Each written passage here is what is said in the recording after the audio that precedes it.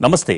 గోదావరి గలగలలు, నల్ల బంగారం సిరులు, ప్రకృతి ప్రసాదించిన అపార సహజ వనరులు, కదం తొక్కే వామపక్షాలు, చైతన్యం ఉట్టిపడే రాజకీయాలు, 3 రాష్ట్రాల సరిహద్దులతో భౌగోళికంగానే కాదు ప్రజల తీర్పు కూడా విలక్షణమైన ఖమ్మం జిల్లాలో రాజకీయం రంగులు మారింది. రాష్ట్రం విడిపోయినా కొన్ని గ్రామాల భవిష్యత్తు భద్రాద్రి రామయ్య సాక్షిగా ఇంకా సందిగ్ధంలోనే ఉంది. గిరిజనానికి గుండెకాయ లాంటి జిల్లాలో ఏ పార్టీ రాజకీయం ఎలా ఉంది? పోలవరం ముంపు ప్రాంతాల గుండె చప్పుడేంటి?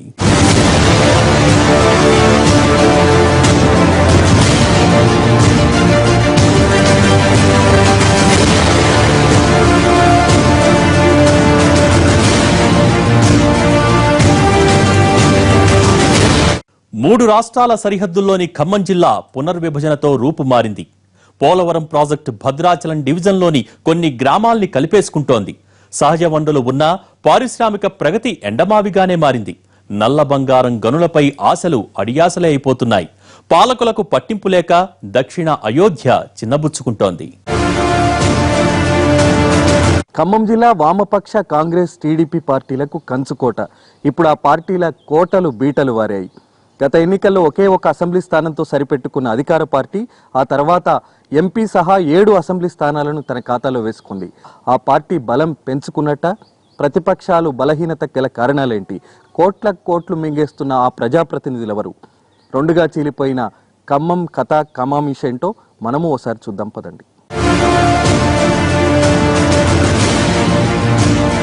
తెలంగాణలో ఖమ్మం ఓ విభిన్నమైన జిల్లా.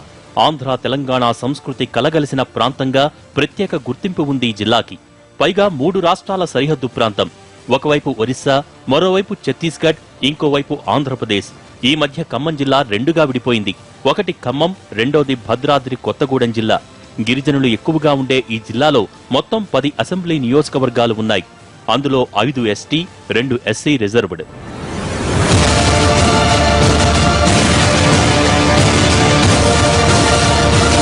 ఖమ్మం జిల్లా పంటలకు పేరొందితే భద్రాద్రి కొత్తగూడెం జిల్లా పరిశ్రమల ఖిల్లా. సింగరేణి కోల్ బెల్ట్ ఏరియా ఈ ప్రాంతంలో బాగా విస్తరించి ఉంది. ఇప్పుడు జిల్లా ప్రజల ఆశలన్నీ సీతారామసాగర్ ప్రాజెక్టు మీదే. దుమ్ముగూడెం నుంచి పాలేరు వరకు ప్రత్యేక పైప్ లైన్ ద్వారా సాగు, తాగునీరు అందించాలన్నది టార్గెట్. గతంలో ఇందిరాసాగర్, రాజీవ్ సాగర్ల పేరుతో కోట్ల రూపాయలు డిజైన్లకే ఖర్చయ్యాయి. టీఆర్ఎస్ అధికారంలోకి వచ్చాక ఇది సీతారామసాగర్ ప్రాజెక్టుగా మారిపోయింది. అయితే ఇంతవరకు పనులు మాత్రం మొదలు కాలేదు. 2019 లోపు పూర్తి చేస్తామని చెబుతున్నా అది ఏ మేరకు పూర్తవుతుందన్నది ప్రశ్నార్థకమే. నాగార్జున సాగర్ నీటిపై ఆధారపడ్డ ఖమ్మం జిల్లాలో సాగు, తాగునీటికి ఇప్పటికీ ఇబ్బందులున్నాయి.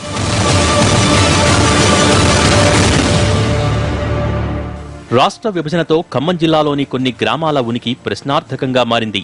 ఇన్నాళ్లు తెలంగాణ రాష్ట్రంలో భాగంగా ఉన్న కొంత భూభాగాన్ని పోలవరం ప్రాజెక్టు కోసం ఏపీలో కలపాల్సి రావడంతో భద్రాచలం ప్రాంతంలోని కొన్ని పల్లెల మనుగడకే ముప్పుగా మారింది. భద్రాచలంలో ఒక విచిత్రమైనటువంటి సన్నివేశం. ప్రస్తుతం 5 గ్రామ పంచాయతీల విలీనానికి సంబంధించి వివాదం కొనసాగుతోంది. తెలంగాణ నుంచి ఆంధ్రాకు వెళ్లాలంటే 9 కిలోమీటర్లు దాటినటువంటి తెలంగాణ ప్రాంతానికి వెళ్లాలంటే మధ్యలో ఉన్నటువంటి ఎటపాక ఆంధ్ర ప్రాంతం నుంచి దాటి వెళ్లాల్సినటువంటి పరిస్థితి. మరి 5 గ్రామ పంచాయతీల వివాదానికి సంబంధించి ఎప్పుడు తెరపడుతుందనేటువంటిది మనం చూడాల్సి ఉంది. రాష్ట్ర విభజన తర్వాత ఖమ్మం జిల్లాలోని 7 మండలాలు ఆంధ్రాలో కలిశాయి. పోలవరం ప్రాజెక్టు నిర్మాణం కోసం ముంపు సమస్య ఉన్న ఈ మండలాల్ని ఏపీలో కలిపేశారు. కూనవరం, విఆర్పురం, చింతూరు, వెలుసపాడు, కుక్కునూరు, భద్రాచలం, బూర్గంపాడు మండలాలు ఆంధ్రప్రదేశ్లో కలవటంతో వాటి పరిధిలోని భద్రాచలం, అశ్వారావుపేట, పినపాక అసెంబ్లీ నియోజకవర్గాల రూపురేఖలే మారిపోయాయి. భద్రాచలం నియోజకవర్గమైతే బాగా కుచించుకుపోయింది. కనీసం 5 గ్రామ పంచాయతీలనైనా తిరిగి భద్రాచలంలో కలపాలన్న డిమాండ్ ప్రస్తుతం ఊపందుకుంది. అదే సమయంలో భౌగోళిక సౌలభ్యం దృష్ట్యా అశ్వారావుపేటని ఏపీలో కలపాలనే అభ్యర్థనలు కూడా ఉన్నాయి. విలీన మండలాల్లో ఉన్నటువంటి 4 గ్రామ పంచాయతీలు, ఇటు పురుషోత్తపట్నం, అలాగే ఎటపాక, పిచికిలపాడు, కన్నాయిగూడెం గ్రామ పంచాయతీలను కూడా భద్రాచలంలోకి విలీనం చేసినట్లయితే, దీని అనుబంధంగా చేసినట్లయితే భద్రాచలం యొక్క విస్తీర్ణం పెరిగి ఇక్కడ ప్రజలు కూడా వలసలు వచ్చే అవకాశం కూడా ఉంది. ఒక్కసారిగా పొరుగు రాష్ట్రంలో కలిపేయటం పోలవరం ముంపు మండలాలకు ఇప్పటికీ మింగుడు పట్టం లేదు. సమస్య ఎవరికి చెప్పుకోవాలో తెలియని అయోమయం వారిది. తమ ప్రజాప్రతినిధి ఎవరో కూడా ముంపు గ్రామాలకు తెలీదు. తెలంగాణ చేతుల్లోంచి వెళ్లిపోవడంతో ఇక్కడి ప్రభుత్వం పెద్దగా దృష్టి పెట్టదు. కొత్తగా వచ్చి చేరిన మండలాల్ని అటు ఏపీ సర్కార్ పట్టించుకోవటం లేదు. దీంతో పోలవరం విలీన మండలాల కష్టాలు అన్నీ ఇన్నీ కావు. పురుషోత్తపట్నం గ్రామ పరిధిలో భద్రాద్రి ఆలయ భూములు ఉన్నాయి. కానీ ఆ గ్రామం ఇప్పుడు ఆంధ్రాలో ఉంది. కొన్ని తెలంగాణ గ్రామాలకు వెళ్లాలంటే ఆంధ్రా పరిధిలోని ఊళ్లని దాటుకుంటూ చేరుకోవాల్సి వస్తుంది. తెలంగాణ జిల్లాల్లోనే గోదావరి నదితో పాటు అపార ఖనిజ నిక్షేపాలు ఉన్న ఖమ్మం జిల్లాలో వనరులకు తగ్గ పరిశ్రమలు లేవనే అసంతృప్తి చిరకాలంగా అలాగే ఉండిపోయింది. ఎక్కువగా గిరిజన ప్రాంతం కావటం, 170 గిరిజన చట్టంతోనే పరిశ్రమలకు అవకాశం లేకుండా పోయిందని ప్రజాప్రతినిధులు సాకులు చెబుతున్నా ప్రభుత్వపరమైన పరిశ్రమల ఏర్పాటుకు కూడా ఎలాంటి ప్రయత్నం లేదన్న అసంతృప్తి ప్రజల్లో ఉంది.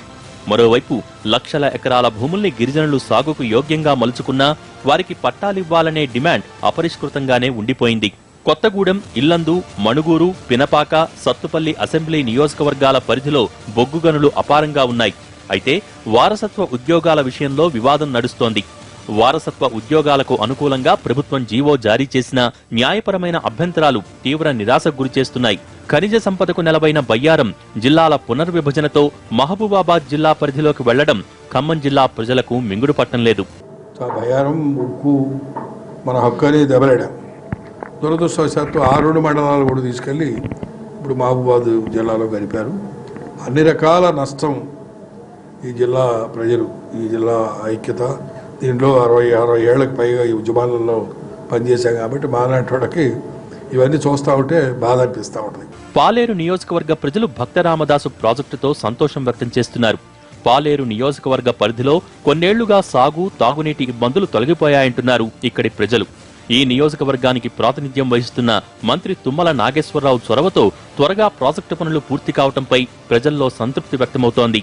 ఈ భక్తరామదాసు ఎత్తిపోతల పథకం పెట్టడం వల్ల తిరుమలాయపాలెం మండలంలో ఇంకా బాగా ఆయన మీద క్రేజ్ పెరిగింది. పనితీరు కూడా బాగానే ఉంది ఇప్పటివరకు అయితే ఎమ్మెల్యేది. ఇబ్బంది అనేది కొంచెం అప్పటికన్నా కొద్దిగా పర్వాలే. ఈ కరెంట్ ఇవ్వటం కానీ పోతే ఈ ప్రాజెక్టులు కట్టియటం కానీ కొంచెం నడిపిస్తున్నారు. సీనియర్ నేతగా కేబినెట్ మంత్రిగా తాను ప్రాతినిధ్యం వహిస్తున్న పాలేరుని తుమ్మల అభివృద్ధి చేసుకుంటున్నా మిగిలిన నియోజకవర్గాల పరిస్థితి అంత సంతృప్తికరంగా లేదు.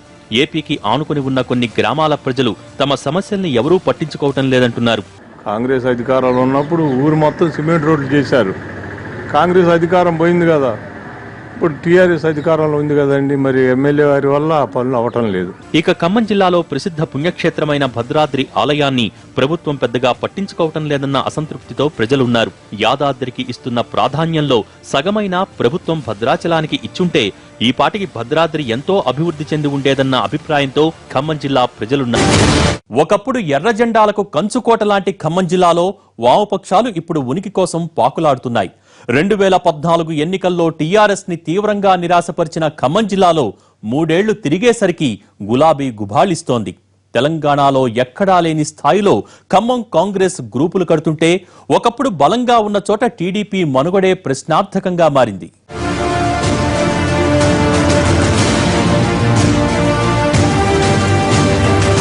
ఒకప్పుడు వామపక్షాల హవా కొనసాగింది. ఆ తర్వాత కాంగ్రెస్, టీడీపీల హడావిడి నడిచింది. తర్వాత కాస్త వైసీపీ జోరు కూడా కనిపించింది. ఇప్పుడక్కడ టీఆర్ఎస్ గాలి నడుస్తోంది. 2014 ఎన్నికల ఫలితాలతో పొంతనలేని రాజకీయ వాతావరణం ఉందిప్పుడు. తెలంగాణలో తిరుగులేని విజయాల్ని అందుకున్న టీఆర్ఎస్ అప్పట్లో ఖమ్మంలో కేవలం ఒకే సీటుతో సరిపెట్టుకోవాల్సి వచ్చింది. గత ఎన్నికల్లో వైసీపీ ఖమ్మం ఎంపీ సహా 3 అసెంబ్లీ స్థానాలను కైవసం చేసుకుంటే టీఆర్ఎస్ కొత్తగూడెం సీటుతో సరిపెట్టుకుంది. కాంగ్రెస్ 4 సీట్లు గెలుచుకుంటే టీడీపీ, సిపిఎం చెరో సీటులో గెలుపొందాయి. కానీ తుమ్మల రాక టీఆర్ఎస్ కి కొత్త బలాన్నిచ్చింది. తుమ్మల వర్గమంతా కారెక్కేయటంతో ఖమ్మంలో టీఆర్ఎస్ తిరుగులేని శక్తిగా మారిపోయింది. వైసీపీ ఎంపీ సహా ఆ పార్టీకి చెందిన 3 ఎమ్మెల్యేలు, 2 కాంగ్రెస్ ఎమ్మెల్యేలు టీఆర్ఎస్ లో చేరిపోయారు. పాలేరు కాంగ్రెస్ ఎమ్మెల్యే రామ్రెడ్డి వెంకట్రెడ్డి మరణంతో జరిగిన ఉప ఎన్నికల్లో తుమ్మల నాగేశ్వరరావు గెలవటంతో టీఆర్ఎస్ ఎమ్మెల్యేల సంఖ్య 7కు చేరింది.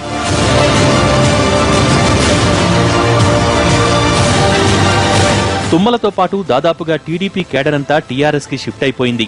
మంత్రి తుమ్మల మార్క్ ఖమ్మం జిల్లాలో స్పష్టంగా కనిపిస్తోంది. ఒకరిద్దరు మినహా అధికార పార్టీ ఎమ్మెల్యేలంతా ఆయన వెంటే ఉన్నారు. జిల్లాలో ఏ అభివృద్ధి కార్యక్రమం చేపట్టాలన్నా తన కనుసన్నల్లోనే జరిగేలా తుమ్మల తనకు అనుకూల వాతావరణాన్ని సృష్టించుకోగలిగారు. గడువులోపే భక్త రామదాసు ప్రాజెక్టుని పూర్తి చేసి నియోజకవర్గ ప్రజల ప్రశంసలందుకున్నారు. విపక్షాలు కూడా వేలెత్తి చూపలేనంతగా కొత్త పార్టీలోనూ బలపడ్డారు తుమ్మల. అయితే కలివిడిగా ఉండకపోవడంతో ఆయనతో కొన్ని ఇబ్బందులు తలెత్తుతున్నాయన్న విమర్శ ఉంది. ఇక ఖమ్మం ఎమ్మెల్యే పువ్వాడ అజయ్ మంత్రి తుమ్మలని వ్యతిరేకిస్తున్నారు. ఇద్దరి మధ్య ఏమాత్రం సఖ్యత లేదు. ఎంపీ పొంగులేటి శ్రీనివాసరెడ్డితోనూ మంత్రికి విభేదాలున్నాయి. ఎంపీ ఎమ్మెల్యేలు ఇద్దరూ మంత్రికి వ్యతిరేకంగా ఒక్కటై ఖమ్మం నియోజకవర్గంలో తుమ్మల జోక్యం లేకుండా జాగ్రత్త పడుతున్నారు. గత ఎన్నికల్లో టీఆర్ఎస్ నుంచి గెలుపొందిన ఏకైక ఎమ్మెల్యే జలగం వెంకట్రావు. మంత్రి పదవి ఇవ్వలేదన్న అసంతృప్తి కొత్తగూడెం ఎమ్మెల్యేకుంది. ఇక ఖమ్మం పార్లమెంట్ స్థానంపై తుమ్మల కన్నేసినట్టు ప్రచారం జరుగుతోంది. తన కుమారుణ్ణి పోటీకి దించాలన్న ఆలోచనతో తుమ్మల ఉన్నారంటున్నారు. పాలేరు ఎలక్షన్లో తుమ్మల కుమారుడే అన్ని వ్యవహారాలు చూసుకున్నారని సమాచారం. అయితే ఇతర పార్టీల నుంచి గెలుపొంది గులాబీ కండువా కప్పుకున్న 5 ఎమ్మెల్యేలు, ఎంపీలతో జిల్లాలో టీఆర్ఎస్ గట్టి పట్టు సాధించిందా అంటే అవునని గట్టిగా చెప్పలేని పరిస్థితి. ఇవాళ ఖమ్మం జిల్లా టీఆర్ఎస్ పార్టీగా బలమైన పార్టీగా తెలంగాణ రాష్ట్రంలోనే మేము రూపొందడం జరిగింది.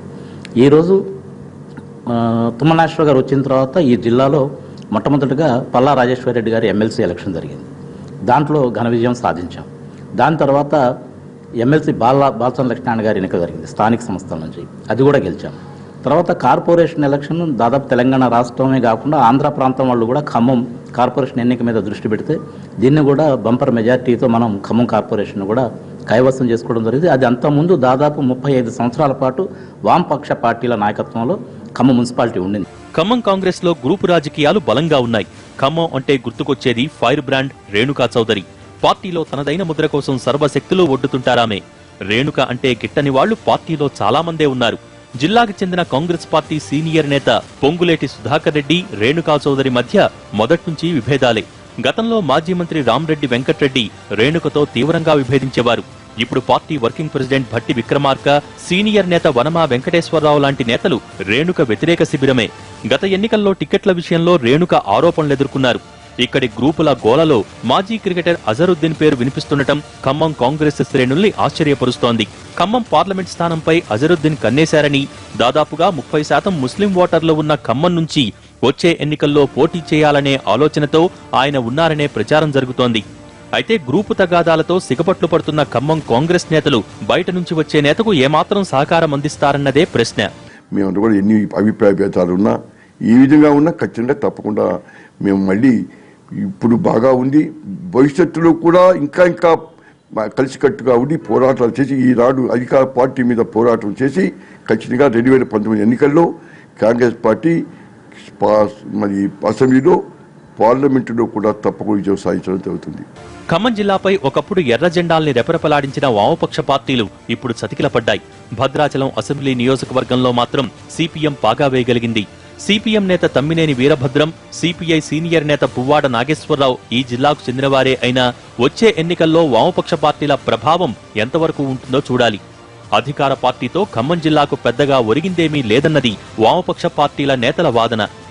కొత్తగా 1 ఎకరానికి కూడా పట్టా ఇవ్వకుండా ఈ ప్రజలు సాగు చేసుకుంటున్న భూమిని ఇవాళ హరితహారం అనే ఒక ముద్దు పేరు పెట్టి గిరిజనులు, గిరిజనేతర పేదల చేతుల్లో ఉన్నటువంటి భూముల్ని బలవంతంగా ఇటు ఫారెస్టు, పోలీసు, ప్రభుత్వ రెవెన్యూ యంత్రాంగం ఏకమై గ్రామాల మీద దాడులు చేస్తూ ప్రజల నుంచి ఈ భూముల్ని సాగు చేసుకుంటున్న భూముల్ని దౌర్జన్యంగా లాక్కునే ప్రయత్నాలు జరుగుతూ ఉన్నాయి. ఇవాళ కొత్త రాష్ట్ర ప్రభుత్వం వచ్చిన తర్వాత ఒక్క కార్మికుడు కూడా పర్మనెంట్ చేయలేదు. ఈ 1,00,000 మంది కార్మికులు ఇవాళ తీవ్రమైనటువంటి వేదనతో ఇవాళ పోరాట రంగంలోకి వస్తూ ఉన్నారు. సింగరేణిలో కొత్త బొగ్గుబావుల్ని తీసుకురావడం ద్వారా ఉపాధిని పెంచి నిరుద్యోగం లేని పద్ధతిని తీసుకొస్తున్న హామీ ఇంకా నెరవేరలేదు. ఇక ఒకప్పుడు జిల్లాలో బలంగా ఉన్న టీడీపీ మంత్రి తుమ్మల పార్టీని వీడటంతో పూర్తిగా చతికిలపడింది. జిల్లాకు పెద్ద దిక్కుగా ఉన్న మాజీ ఎంపీ నామా నాగేశ్వరరావుతో పాటు సత్తుపల్లి ఎమ్మెల్యే సండ్ర వెంకటవీరయ్య మిగిలిన కేడర్ చేజారిపోకుండా జాగ్రత్తగా కాపాడుకుంటూ వస్తున్నారు. ఓటుకు నోటు కేసులో సత్తుపల్లి ఎమ్మెల్యే సండ్ర ఇరుక్కోవటం ఆ పార్టీకి మైనస్సే. ఓ దశలో సండ్ర కూడా పార్టీ మారతారనే ప్రచారం జరిగినా టీటీడీ బోర్డు సభ్యుడిగా నియమించడంతో పాటు అధినాయకత్వం నచ్చజెప్పడంతో ఆగిపోయారంటారు. ఇక నామా కూడా పార్టీ మారే అవకాశం లేకపోలేదన్న ప్రచారం కూడా ఉంది. అయితే అవన్నీ అభూత కల్పనలేనని కొట్టిపారేస్తున్నారు టీడీపీ నేతలు. జిల్లాలో ప్రజా బలం గాని, తెలుగుదేశం మీద అభిమానం గాని ఏ మాత్రం కూడా చెక్కు చెదరలేదు. కేవలం ఎవరైతే ఎన్నికల్లో గెలిచారో వాళ్ళు మాత్రమే వెళ్లారు తప్ప ఓటర్లు మాత్రం ఖచ్చితంగా తెలుగుదేశం వైపే ఈ జిల్లాలో ఉన్నారు. ఇక ఏకంగా ఓ ఎంపీ స్థానంతో పాటు 3 అసెంబ్లీ సీట్లు గెలుచుకుని అప్పట్లో వైసీపీలో ఆశలు నింపిన ఖమ్మం జిల్లాలో ఆ పార్టీ అడ్రస్ లేకుండా పోయింది. గెలిచిన నేతలంతా అధికార పార్టీలో చేరటంతో వైసీపీ జెండా పట్టేవారు కానీ కట్టేవారు గానీ లేకుండా పోయారు. ఒక ఎమ్మెల్యే కోట్లకు కోట్లు వెనకేసుకుంటున్నారు. మరో ఎమ్మెల్యే అర్ధాంగిని అడ్డుపెట్టుకుని కలెక్షన్లలో కొత్త ఒరవడి సృష్టిస్తున్నారు. ఇంకో ఎమ్మెల్యే అధికార దుర్వినియోగానికి పాల్పడుతున్నారు. వచ్చే ఎన్నికల్లో ఎన్ని కోట్లైనా ఖర్చు పెట్టి గెలవాలన్న ఏకైక టార్గెట్తో నా దారి రహదారి అంటున్నారు ఇంకో ఎమ్మెల్యే. ఖమ్మం జిల్లాలో కొందరు ప్రజా ప్రతినిధులు పదవులు అన్నది సంపాదించుకోవటానికే అన్నట్టు రెచ్చిపోతున్నారు. ఖమ్మం జిల్లాలో కొందరు ప్రజాప్రతినిధులు కోట్లకు పడగెత్తుతున్నారు. అధికారాన్ని అడ్డం పెట్టుకుని అడ్డదారుడు తొక్కేస్తున్నారు. వచ్చే ఎన్నికల్లో ఎలాగైనా గెలవాలన్న వ్యూహంతో కోట్ల రూపాయలు కూడగట్టుకుంటున్నారు. ఎన్నికలకు ముందు సొంతిల్లు కూడా లేని ప్రజాప్రతినిధులు వెనక్కి చూసుకోవాల్సిన అవసరం లేనంతగా ఓ రేంజ్లో సంపాదించేశారన్నది ఖమ్మం జిల్లాలో బహిరంగ రహస్యం.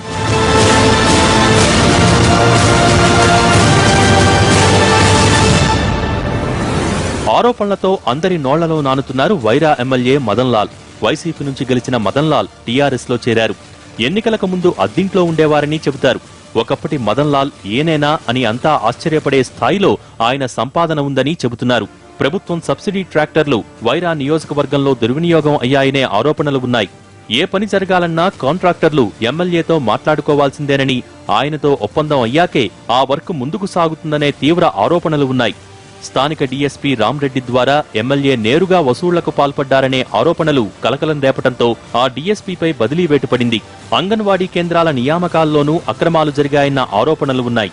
ఓ రెవెన్యూ అధికారి ఎస్ఐల సాయంతో ఎమ్మెల్యే నేరుగా వసూళ్లకు పాల్పడుతున్నారనే ప్రచారముంది. మొన్నటిదాకా ఓ మీడియా ప్రతినిధి కూడా ఎమ్మెల్యేకి ఏజెంట్గా వ్యవహరించారన్న ఆరోపణలు ఉన్నాయి. ఖమ్మంతో పాటు ఇతర ప్రాంతాలలో ఎమ్మెల్యే భారీగా ఆస్తులు కూడబెట్టినట్టు ప్రచారం జరుగుతోంది. స్థానిక ఎంపీతో ఎమ్మెల్యేకి తీవ్ర స్థాయిలో విభేదాలున్నాయి. వైరాలో ఎంపీ ఎమ్మెల్యేల మధ్య ఆధిపత్య పోరు కొనసాగుతోంది. ఎంపీ వర్గీయులు ఎమ్మెల్యేపై తీవ్ర స్థాయిలో మండిపడుతున్నారు. వ్యతిరేకత మాలో లేదండి. అతనిలో మేము కలిసి పనిచేయడానికి సిద్ధమని ఎంపీ గారు చెప్పిండు, మా వర్గం మొత్తం చెప్పిండు. కానీ కలుపుకునే ధోరణి అతనిలో లేదు. ఏదైనా ఇష్టారాజ్యంగా వేస్తున్నారు. అసలు సంప్రదింపులు లేవు. లోకల్లో జెడ్పీటీసీ గారు ఉన్నారు, ఆమెగారు సంప్రదింపులు లేవు. ఎంపీటీసీలు ఉన్నారు, సంప్రదింపులు లేవు. సర్పంచులు ఉన్నారు, సంప్రదింపులు లేవు. ఇష్టారాజ్యంగా నా వర్గం నాది అంటే ఇది వర్గపోరు కాదండి. మనం అందరం ఒకే పార్టీ జెండా కింద ఉన్నాం. ఆ జెండాని కాపాడుకోవాల్సిన బాధ్యత మంది. ఈ కేసులు పెట్టే సంస్కృతి లేదు. పొలిటికల్గా కాంగ్రెస్ పార్టీలో పనిచేసినాం మేము.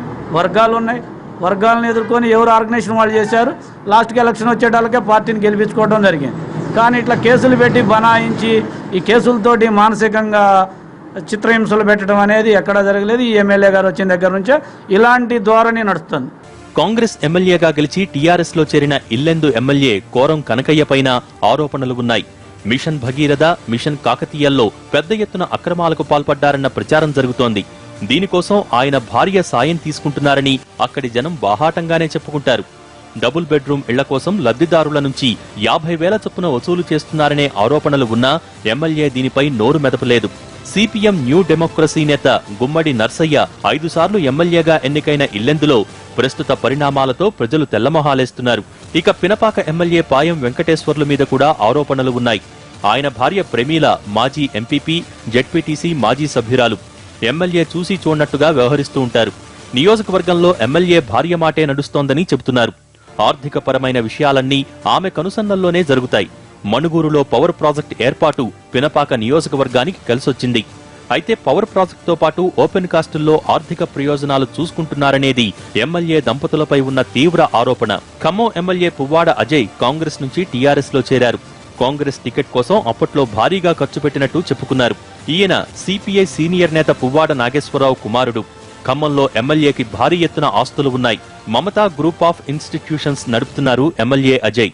ఖమ్మంలో 2,000 గజాల వివాదాస్పద స్థలం కబ్జా తీవ్ర విమర్శలకు దారితీసింది.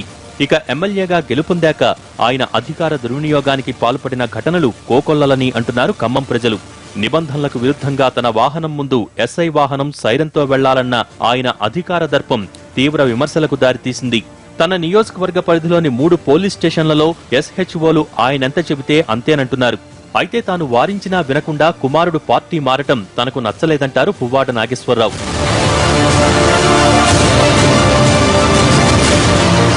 కొత్తగూడెం ఎమ్మెల్యే జలగం వెంకట్రావు వ్యవహారం మరోలా ఉంది.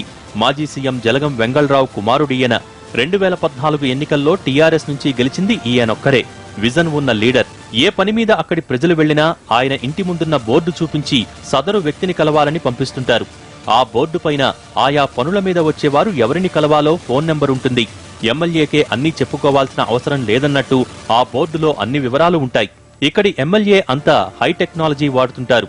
కానీ సామాన్య ప్రజలకు ఇదేమాత్రం రుచించటం లేదు. విజన్ ఉన్న లీడరే అయినా మాజీ ముఖ్యమంత్రి వారసుడిని ప్రత్యక్షంగా కలుసుకోవటం అందరికీ వీలు పడటం లేదన్న అసంతృప్తైతే కొందరిలో ఉంది. కొత్తగూడానికి ఎయిర్పోర్ట్ సాధించుకోవటంలో మాత్రం జలగం సక్సెస్ అయ్యారు. ఇక తెలంగాణ కాంగ్రెస్ వర్కింగ్ ప్రెసిడెంట్ గా ఉన్న మధిర ఎమ్మెల్యే భట్టి విక్రమార్క జనంతో మమేకం కాలేకపోతున్నారన్న విమర్శలు ఉన్నాయి. అయితే విపక్ష ఎమ్మెల్యే కావడంతో అభివృద్ధి విషయంలో ప్రభుత్వం పక్షపాతంగా వ్యవహరిస్తోందన్నది ఆయన వర్గీయుల ఆరోపణ. అయితే బలమైన ప్రత్యర్థి లేకపోవటం భట్టికి ప్లస్ పాయింట్. కారణాలు ఏమైనా స్థానికంగా కొన్ని పనులు ఆగిపోయాయి. దీనిపై అక్కడి ప్రజలు మండిపడుతున్నారు. భద్రాచలం ఎమ్మెల్యే సున్నం రాజయ్యపైన ఆరోపణలు వినపడుతున్నాయి. ఇసుక విషయంలో అధికార పార్టీ నేతలతో చేతులు కలిపారన్న ప్రచారం జరుగుతోంది. స్వతహాగా మంచివాడేనన్న పేరున్నా ఆరోపణలు ఎంతవరకు నిజమన్న దానిపై మాత్రం పార్టీ నేతలు నోరు విప్పటం లేదు. భద్రాచలం నుంచి విడిపోయిన 5 గ్రామ పంచాయతీల్ని మళ్లీ కలపాలన్న డిమాండ్పై గట్టిగా పోరాడటం లేదన్న ఆరోపణలు ఎదుర్కొంటున్నారు రాజయ్య. కంటిన్యూస్ ఏరియా మధ్య మధ్యలో నీళ్లు వచ్చేటువంటి ప్రాంతాన్ని, అడ్డు వచ్చేటువంటి ప్రాంతాన్ని సరిచేసి అక్కడున్న ప్రజల కాంక్షని, అన్ని పార్టీల యొక్క కాంక్షలు, అఖిల పక్షాల యొక్క అభిప్రాయం తీసుకోండి. మీ పార్టీ పాలక పార్టీ అభిప్రాయం కూడా తీసుకోండి. అన్యాయం అన్నారు. అన్యాయం అంటే న్యాయం కోసం దెబ్బలాడాలి కదా మీరు. అందుకని ఇప్పుడైనా సరి చేస్తే మంచిదని అభిప్రాయంతో ఉన్నాము. ఇక అశ్వారావుపేట నుంచి వైసీపీ ఎమ్మెల్యేగా గెలిచి టీఆర్ఎస్ లో చేరిన తాటి వెంకటేశ్వర్లు ఇసుక దందాలో అవినీతికి పాల్పడుతున్నారన్న ఆరోపణలు ఎదుర్కొంటున్నారు. ఇక సత్తుపల్లి ఎమ్మెల్యే సండ్ర వెంకట వీరయ్య ఓటుకు నోటు కేసులో ఇరుక్కోవటం టీడీపీకి మైనస్ పాయింట్. సండ్రపై వ్యక్తిగతంగా పెద్దగా ఆరోపణలు లేకపోయినా నియోజకవర్గ అభివృద్ధిని పెద్దగా పట్టించుకోవటం లేదన్న విమర్శలు ఉన్నాయి. ఆయన గారు రాజకీయ భవిష్యత్తును దృష్టిలో పెట్టుకుని ఏమో తెలియదు కానీ ఈరోజు అధికార పార్టీ నాయకుల గురించి కానీ అధికార పార్టీ గురించి కానీ ఒక ప్రతిపక్ష నేతగా హైదరాబాద్లో ఏదైనా స్టేట్మెంట్ ఇవ్వడం తప్పితే ఈ ప్రాంతం గురించి ఆయన ఎక్కడ మాట్లాడిన దాఖలాలు లేవు. ప్రజలకు కూడా అనేక రకాల అనుమానాలు ఉన్నాయి. ఈ నిందులోనే ఉంటారా, రాబోయే రోజులు ఈయన గారు కూడా టీఆర్ఎస్ తీర్థం పుచ్చుకుంటాడా అనేది చెప్పలేని పరిస్థితి ఉంది. దాంతో ఇక్కడ ఎమ్మెల్యే గారు ఉన్నా కూడా ఏ రకమైన అభివృద్ధి కార్యక్రమాలు ఈ మధ్యకాలంలో అయితే జరిగిన దాఖలాలు లేవు. ఆయన ప్రభుత్వం మీద పోట్లాడుతూనే ఉండు. ఆయన వాయిస్ చాలట్లేదు తెలుగుదేశం. ఎందుకంటే తెలుగుదేశం బలహీనపడ్డది. అంతకుముందు తెలుగుదేశంలో గెలిచినటువంటి వాళ్ళు కూడా ఈ ఆకర్షణ పథకంలో వాళ్ళందరూ కూడా ఆయన పార్టీలో చేర్చుకోవడానికి బలహీనమైంది. వాళ్ళ గొంతు కూడా ప్రతిపక్షంగా కాంగ్రెస్ కానీ తెలుగుదేశం కానీ ప్రతిపక్ష పాత్ర పోషించట్లేదు. ఖమ్మం ఎంపీ పొంగులేటి శ్రీనివాసరెడ్డి స్వతహాగా కాంట్రాక్టర్. అధికార పార్టీ గూటికి చేరటంతో ఆయన తన పనులు సాఫీగా చేసుకుంటున్నారనే చర్చ జరుగుతోంది. 2014 ఎన్నికల సమయంలో వైసీపీ ఎమ్మెల్యేలుగా పోటీ చేసిన నేతల ఖర్చుని ఈయనే భరించారంటారు. ఎంపీగా గెలిచాక కండువా మార్చేసి పొంగులేటి లౌక్యంగా తన పనుల్ని చక్కబెట్టుకుంటున్నారని ఖమ్మం ప్రజలు చర్చించుకుంటున్నారు. రెండుగా చీలిపోయిన ఖమ్మం, భద్రాద్రి కొత్తగూడెం జిల్లాలకు సంబంధించిన పరిస్థితి ఇది. కెమెరామెన్ విశ్వపాల్తో అరవింద్ శర్మ, ఎన్టీవీ, ఖమ్మం జిల్లా నుంచి. వామపక్ష ఉద్యమాలకు తోడు రాజకీయ చైతన్యం ఉట్టిపడే ఖమ్మం జిల్లాపై ఇది ఎన్టీవీ గ్రౌండ్ రిపోర్ట్. తెలంగాణలోని మరో జిల్లా రౌండప్తో మళ్లీ కలుసుకుందాం. నమస్తే.